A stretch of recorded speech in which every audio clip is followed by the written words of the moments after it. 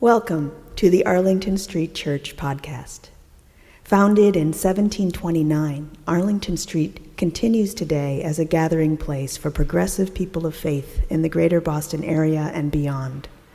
We are located at the corner of Arlington and Boylston Streets, across from the Public Garden in Boston, Massachusetts. Please visit ascboston.org for more information about this historic Unitarian Universalist congregation. Arlington Street Church, gathered in love and service for justice and peace. As we begin our sermon, just a content warning heads up that one of the stories about embodiment that I'll be sharing mentions sex, which folks might not be expecting to hear from the pulpit. Nothing explicit, but young or sensitive ears are welcome to take a break from the service if you'd like. Earlier this summer, my housemate and I fixated on a new TV show we were watching together. Lizzo's Watch Out for the Big Girls, girls spelled G-R-R-R-L-S. If you don't know of Lizzo, she is a Grammy-winning Black singer, rapper, and classically trained flautist with a brand new album out, whose music talks about race, sexuality, and body confidence. In the face of a lot of cruelly fat-phobic and racist comments on social media, she has continued to be bold, loud, and sexy. On her unscripted reality TV show, Lizzo is auditioning up-and-coming plus-size dancers for her upcoming tour. These dancers, collectively called Lizzo's Big Girls, are primarily women of color, and the person I rooted for throughout the season is incredible trans women, and they are all amazing athletes and artists. I was a dancer up through college, and I have never seen mainstream representation like this. When Lizzo and her big girls are dancing, I cannot take my eyes off the screen. They are breathtakingly beautiful and powerful. As I've been talking about the show to friends, I notice myself describing these dancers as unabashedly, unapologetically sexy. And at some point it hit me. When did we absorb the idea that bodies of any size or color are things to be abashed or apologetic about?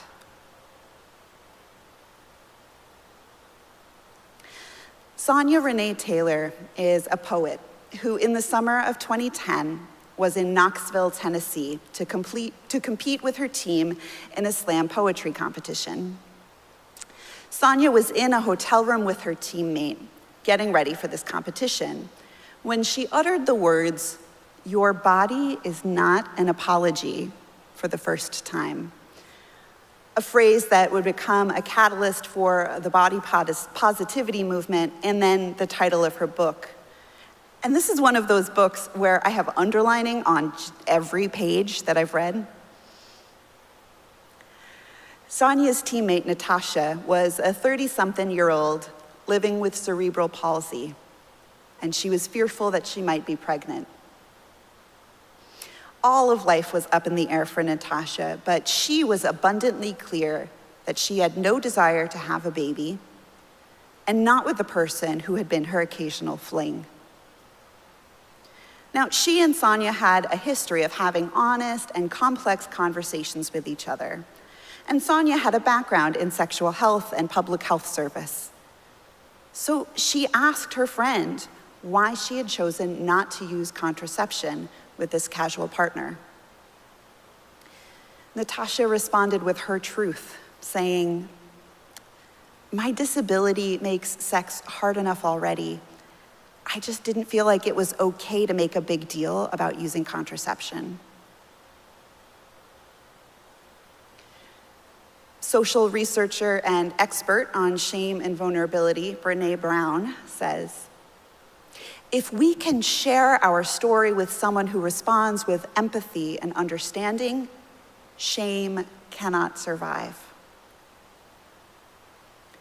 About this moment with her teammate, Sonia writes, "I understood the truth that Natasha was sharing. Her words pricked some painful underbelly of knowing in my own body." Sonia continued, "My entire being rang in resonance. A reel of memories scrolled through my minds of all of the ways I told the world that I was sorry for having this wrong, bad body. This body that is female, that is Black, that is middle-aged and aging, that is fat and bald and has mental illness." It was from this deep cave of mutual vulnerability that the words spilled out of Sonia. She said, "Natasha, your body is not an apology. It is not something you give to someone to say, 'Sorry for my disability.'"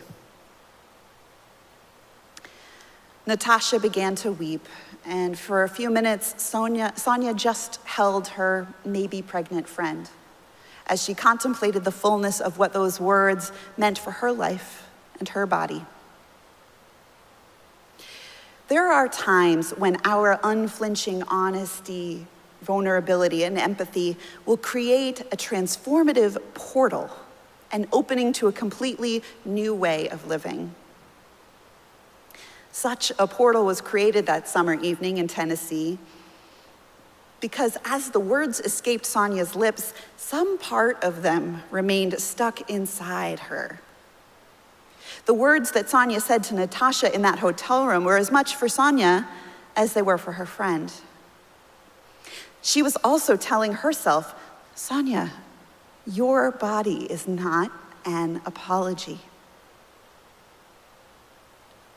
Beloveds, I am here today to tell you, your body is not an apology. Every body is a good body, inherently worthy of respect and dignity. Despite what society, religion, our families of origin, or the media may have taught us, there is no wrong way to have a body. There are a million different ways I could go with this sermon. I could talk about the incredible movements that are helping people accept and love their bodies as they are. And there's so many. There's the body positivity movement, or body liberation, or body acceptance, or body neutrality, or self-love. Or as Sonia Renee Taylor describes it, radical self-love, which has a special theological resonance for me. Radical self-love is our inherent state of being worthy and being enough. It is the unobstructive access to our highest selves. So let's start there. The theological statement that all bodies are good bodies. It's a good starting place.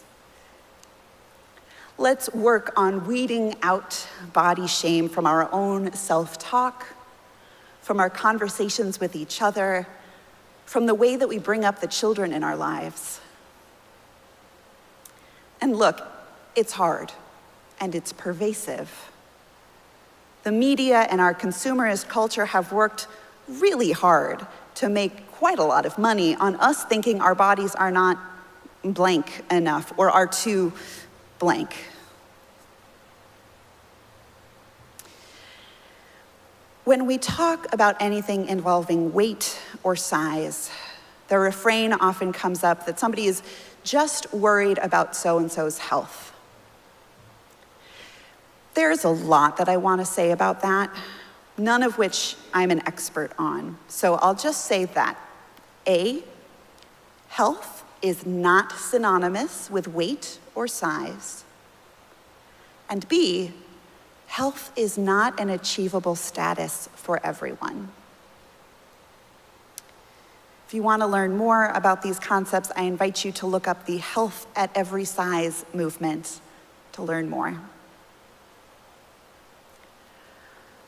All of this matters.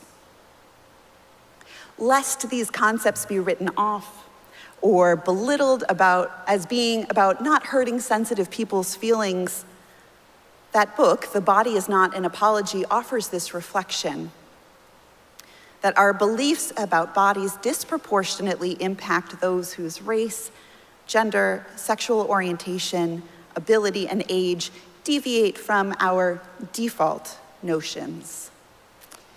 The further you are from default, the greater the impact. We are all affected, but not equally.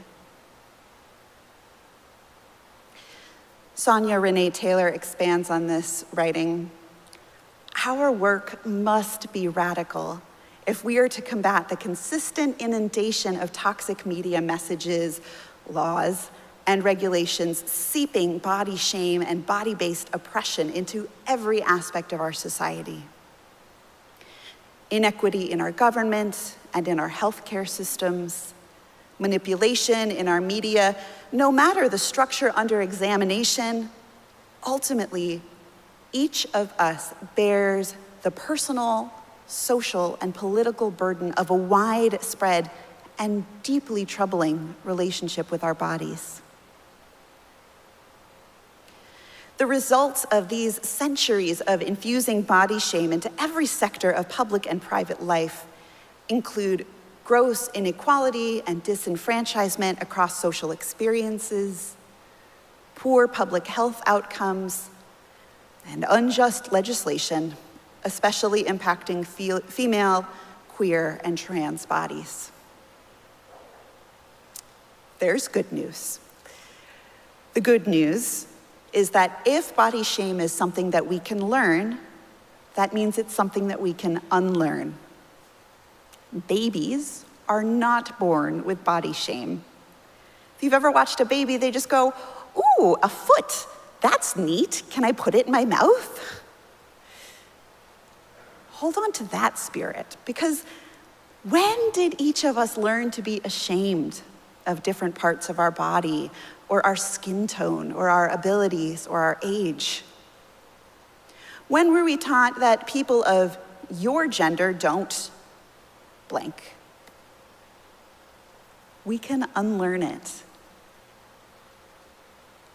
Because if you ascribe to a spiritual belief that each person was made in the image of the divine, or that each person has inherent worth and dignity, then we're called to recognize the divine and goodness in every body, of every shape, size, gender orientation, skin tone, age, or ability.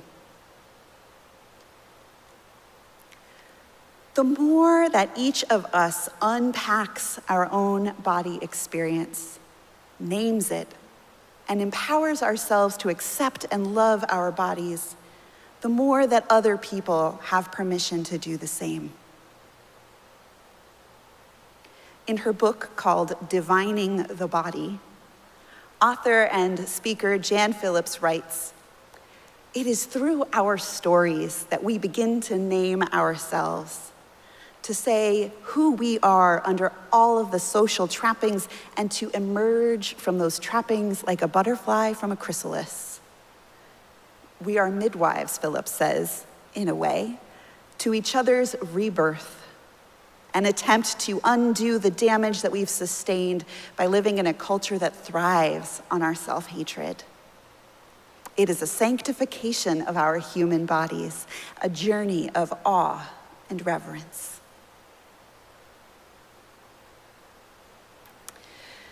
I'll share a story that I found of one young adult coming to emerge from that chrysalis, to undo those social trappings that they had learned about beauty.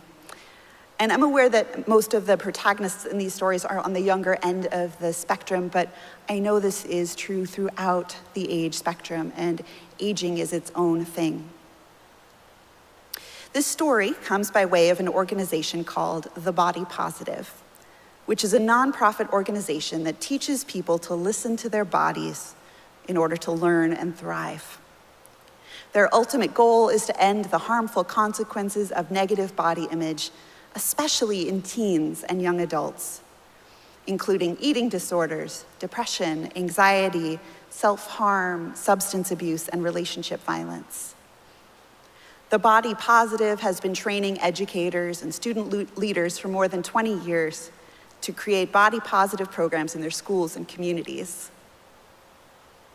One of their former interns shared this reflection anonymously on their website.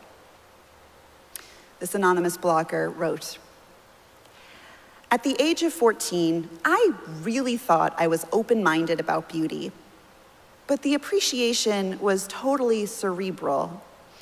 I never actually felt the beauty in different sorts of bodies, never experienced it with my senses. Just before graduating high school," this author said, "I began interning with The Body Positive. I was going through what seemed like a million changes at the time, and needing to get an outlet for my confusion, I got into visual art. I drew pastel landscapes of the Mono Lake Basin Desert, created twisting patterns in the Stinson Beach sand, and made a variety of abstract watercolor paintings in my bed at night. The more weeks I spent with the self-loving, diversely bodied individuals of the organization, The Body Positive, the more I grew to see them as works of natural art. And I examined them with the same close attention I gave to patterned sticks and to the tender ridges on the inside walls of a bell pepper." The anonymous young adult continues, "As a kid, I liked to soften my gaze completely until my eyes lost focus and things became abstract, Rothko-esque blobs, no longer defined by their everyday purposes. At 17, I discovered that by letting my mind relax in the same way, I could stop measuring beauty by how closely somebody fit the ideal and start going by pure visual intrigue. There were so many enticing things that I had completely dismissed. Aside from their fascinating appearances, I found culturally shamed body parts especially beautiful because of what they represented. Wrinkles, for instance, are unique records of every expression over one's life, delicately crinkling and creasing into deep, firm lines. My mother expresses embarrassment about the loose flesh of her belly, but it is a product of all of the stretching that allowed her to give birth to me. The squishy softness, a symbol of the strength and flexibility that parenthood requires. My best friend's scars are another wonder because they show the body's amazing ability to heal, if only partially at times. My great uncle's age spots show a long existence of growing and learning, having access to memories of a time that I know I can never touch. And noticing these parts on others makes me understand the true beauty in what I used to call my flaws. I love my funny ears that stick out, the intensity of my facial expressions, my straight hips and subtle curves, the fast-growing hair under my arms, and my short legs. The writer concludes, "Like everyone, I am a natural wonder, deserving of awe.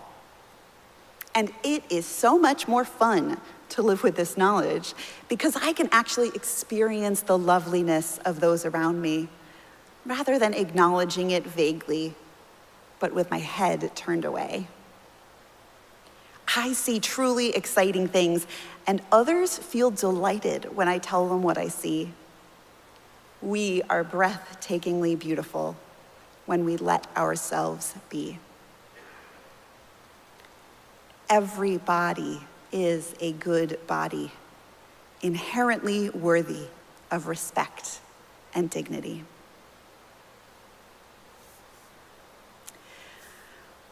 One more reflection that I want to share from my colleague, Reverend Casey Kavichnaka-Slack, who describes themselves as a UU pagan queer femme activist who has been involved in creating queer and trans community spaces, as well as a podcast called Bad Fat Broads. And I gotta say, I love every single one of these descriptors. In a chapel service at Starr King School for the Ministry when they were still in seminary, Reverend Casey shared this reflection with their classmates.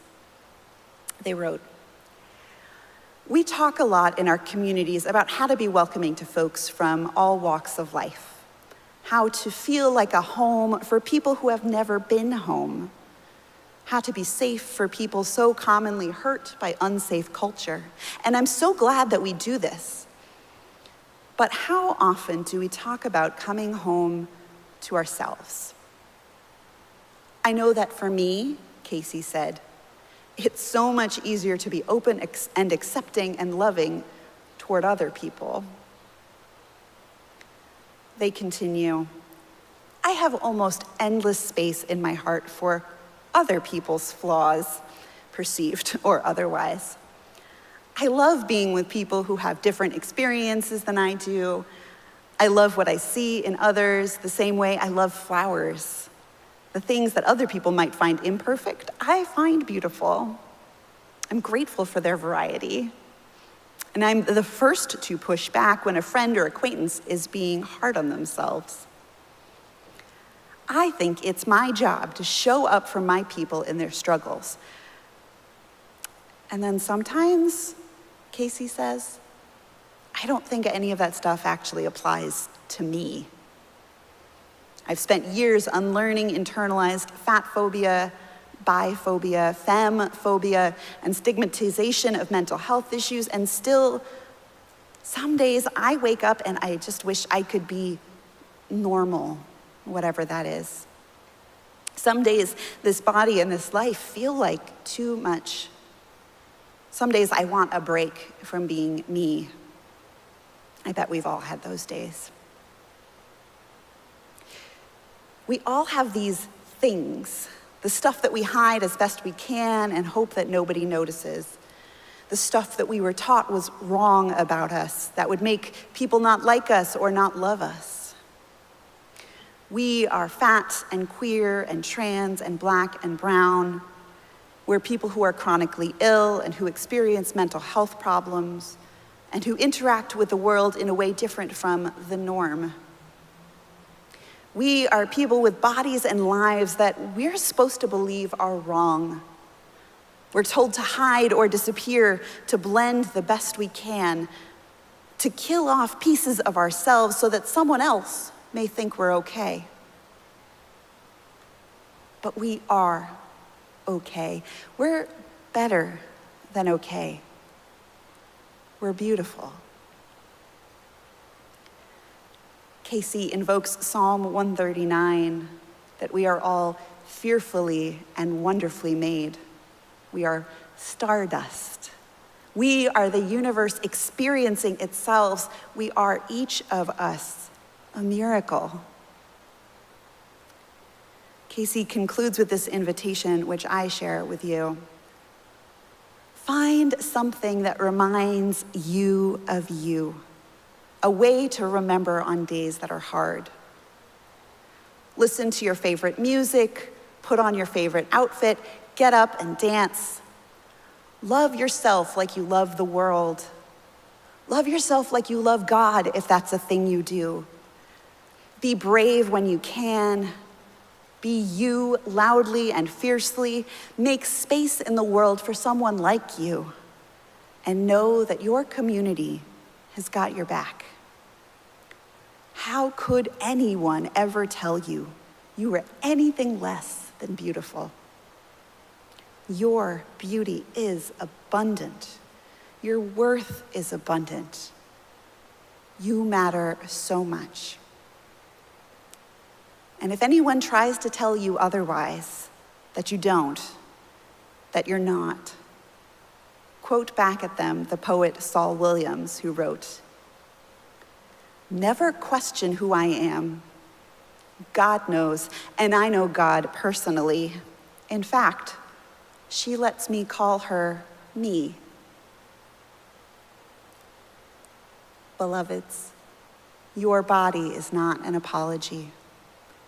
Every body is a good body, inherently worthy of respect and dignity. Despite what society, or religion, our families of origin, or the media may have taught us, there is no wrong way to have a body. You are beautiful. Every part of you beautiful just the way you are.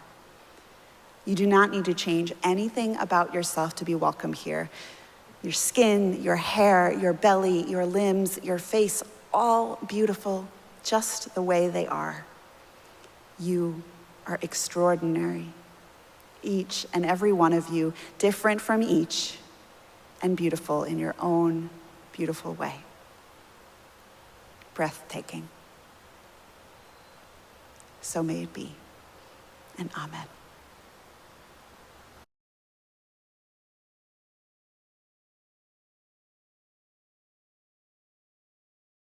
And now for our benediction, I invite you to either put your hands over your hearts in Namaste, I bow to the divine in you, or just one over the other. Our words of benediction today are from Reverend Susan Carlson.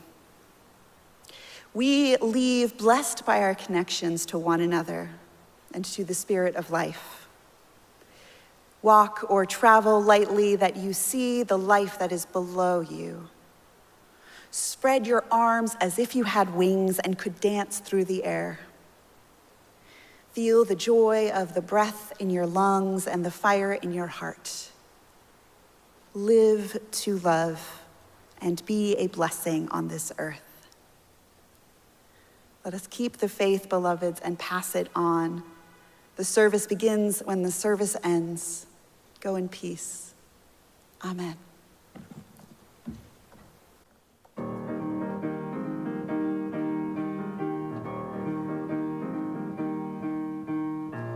Where you go, I will go, beloved. Where you go, I will go. Where you go, I will go, beloved. Where you go, I will go. For your people are my people. Your people are mine. Your people are my people. Your divine, my divine. Where you go, I will go, beloved. Where you go, I will go. Where you go, I will go, beloved. Where you go, I will go. For your people are my people. Your people are mine. Your people are my people. Your divine, my divine.